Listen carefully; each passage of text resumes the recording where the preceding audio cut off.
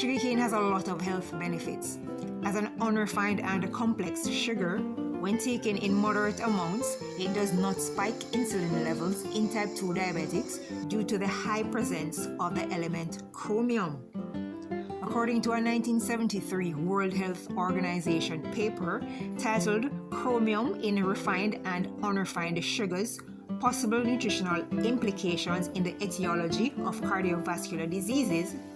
chromium is an essential trace element, particularly in relation to insulin action and to the maintenance of normal glucose tolerance in humans and animals. One preliminary study titled The Use of Sugarcane Juice to Replace White Sugar in an Effort to Overcome Diabetes Mellitus, which was conducted by researchers from the State University of Malang in Indonesia,